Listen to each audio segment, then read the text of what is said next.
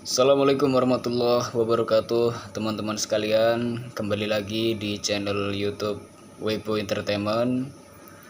Kali ini saya akan membahas mengenai mengapa tindak korupsi di negara kita, di Indonesia ini sangat sulit sekali untuk diberantas.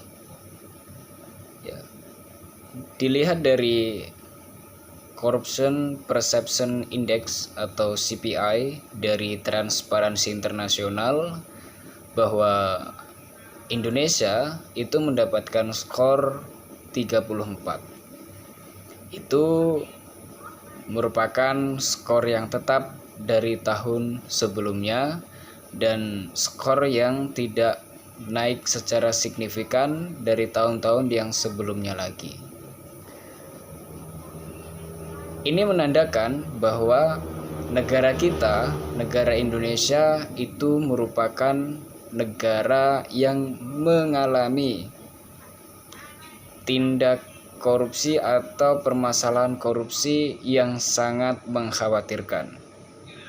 Di Indonesia, tindak korupsi itu sudah mencapai level extraordinary crime atau kejahatan yang sangat luar biasa, yang tentunya juga memerlukan penanganan yang sangat luar biasa juga. Mungkin kita bisa berkaca dengan negara lain yang juga masuk ke dalam survei Transparansi Internasional mengenai tingkat tindak korupsinya.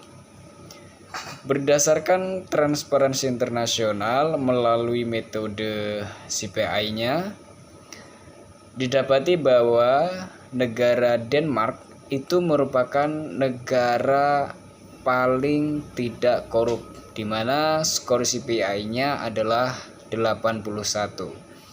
Jauh sekali, 2 kali lipat lebih jika dibandingkan dengan negara kita Indonesia. Perlu diketahui bahwa CPI itu semakin rendah nilai CPI-nya, itu mengindikasikan bahwa negara itu semakin korup. Dan semakin tinggi skor CPI-nya, itu menandakan bahwa negara tersebut semakin tidak korup atau semakin rendah tingkat korupsinya. Setelah saya baca-baca di salah satu jurnal penelitian ya, ternyata secara regulasi, secara hukum positif,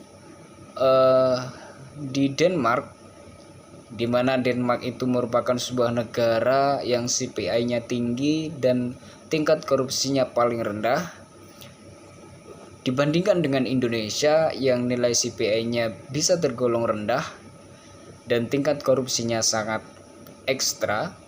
Sebenarnya kalau dilihat dari hukum positifnya, dari regulasinya tidak jauh berbeda, cuman hanya saja menerapkan prinsip yang berbeda secara hukum ya. Kalau Indonesia ini kan civic law ya, civil law. Kalau di Denmark itu common law.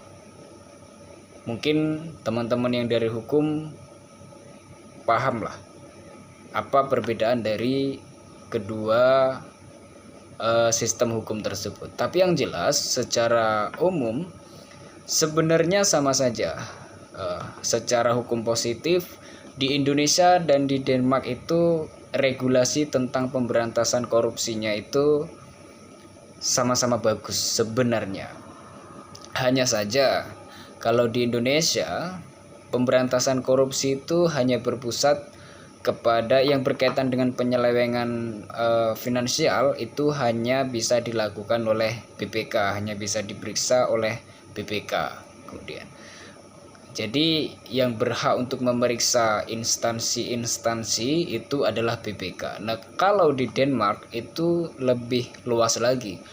Jadi bukan hanya BPK, tetapi di setiap lembaga itu punya unit, yang dimana unit itu yang difungsikan untuk memeriksa keuangan lembaga negara tersebut. Jadi banyak sekali unit-unit atau lembaga di sana di Denmark itu yang melakukan cross check secara teliti berkaitan dengan penggunaan anggaran, ya, melakukan cross check ke lembaga-lembaga negara yang merupakan pengguna anggaran. Jadi di Denmark itu setiap instansi, setiap lembaga pasti punya itu. Sedangkan di Indonesia belum tentu. Karena hanya BPK yang biasa ditugaskan untuk memeriksa lembaga sebagai pengguna anggaran, gitu kan. Tetapi kalau setelah saya cermati, setelah saya pahami, ternyata kenapa tingkat korupsi di Indonesia ini susah sekali untuk diberhentikan, untuk diberantas. Kalau menurut pandangan saya itu bukan karena kurangnya regulasi. Regulasi di Indonesia ini sudah cukup bagus. Hanya saja menurut saya di Indonesia ini budaya malunya itu kurang. Kalau di Denmark, budaya malu pejabatnya itu sangat-sangat tinggi. Mereka sangat malu ketika mereka korupsi. Mereka sangat malu ketika mereka tertangkap korupsi menjadi narapidana, dan mereka malu sehingga mereka tidak akan lagi muncul di ruang publik. Ya, jadi di Denmark itu rasa malu pejabatnya itu sangat tinggi. Sedangkan di negara kita di Indonesia ini rasa malunya itu sangat-sangat rendah sekali. Indikatornya apa? Banyak sekali indikatornya. Ya, yang sering kita lihat adalah bagaimana seorang narapidana kasus korupsi itu bisa dengan bebas mencalonkan ikut dalam kontestasi pemilihan umum, di mana ada calon narapidana kasus korupsi atau kasus-kasus yang lain yang dengan percaya dirinya dia ikut menjadi ikut dalam kontestasi pemilu. Seorang narapidana kasus korupsi dia berani untuk mencalonkan diri menjadi DPR, bahkan berani untuk mencalonkan diri menjadi kepala daerah. Dan bahkan dengan percaya dirinya mereka terpilih dan duduk di kursi-kursi parlemen. Ini menandakan bahwa budaya malu di Indonesia ini sangat-sangat rendah. Bayangkan saja seorang narapidana korupsi atau seorang narapidana kasus yang lain, dia dipercaya untuk membentuk sebuah undang-undang. Itu kan merupakan sesuatu hal yang sangat berbahaya, sangat beresiko tinggi. Maling kok suruh buat undang-undang, bayangkan saja akan jadi seperti apa undang-undang kita. Maling kok suruh buat peraturan, bayangkan saja akan seperti apa peraturan yang lahir dari orang-orang seperti itu. Ya.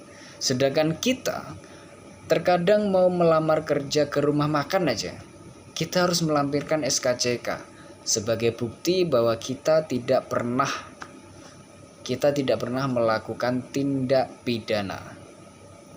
Nah, kita untuk bekerja menjadi karyawan saja, pemilik perusahaannya itu harus memastikan bahwa dia akan meng-hire calon karyawan yang bersih dari tindakan atau dari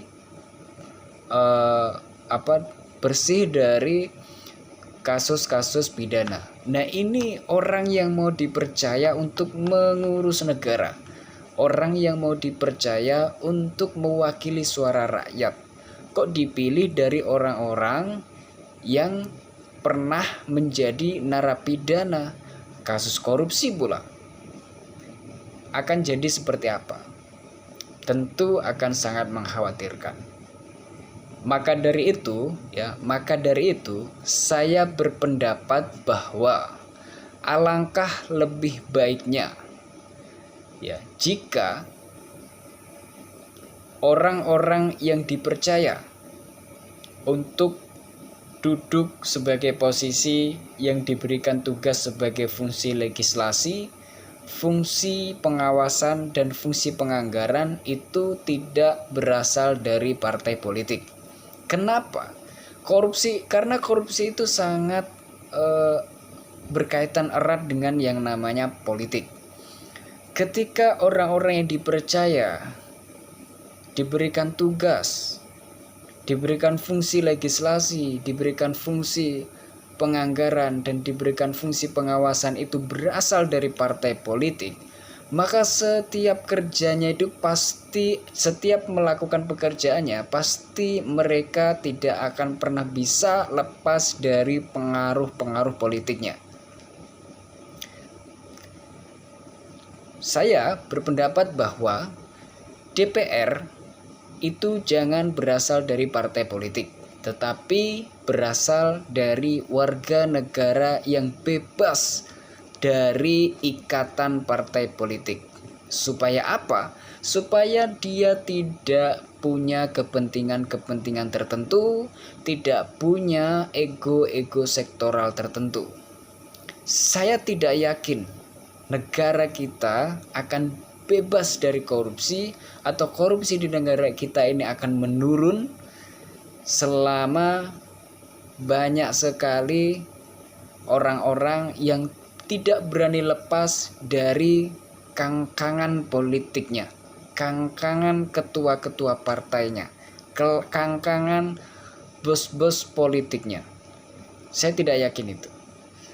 Saya tidak yakin negara kita ini akan turun angka korupsinya apabila DPR-nya ya itu masih didikte oleh partai politiknya. Maka dari itu saya berpendapat bahwa DPR baik RI maupun DPRD itu tidak berasal dari partai politik. Kita harus menjamin independensinya. Kita harus menjamin itu. Ya. Karena apa? Karena DPR ini yang diberikan tugas untuk membuat dan mengesahkan suatu undang-undang. Maka ini harus diperhatikan betul-betul kemurniannya, keindependenannya harus diperhatikan betul-betul. Ya. Kita sulit untuk menemukan orang independen ketika orang tersebut berasal dari partai politik. Itu akan sulit sekali, sangat sulit sekali, dan mustahil negara kita akan terbebas dari korupsi. Itu sangat kecil harapannya. Ada, tetapi kecil harapannya, dan pasti akan harus mengurai benang kusut yang sangat-sangat kusut. Seperti itu.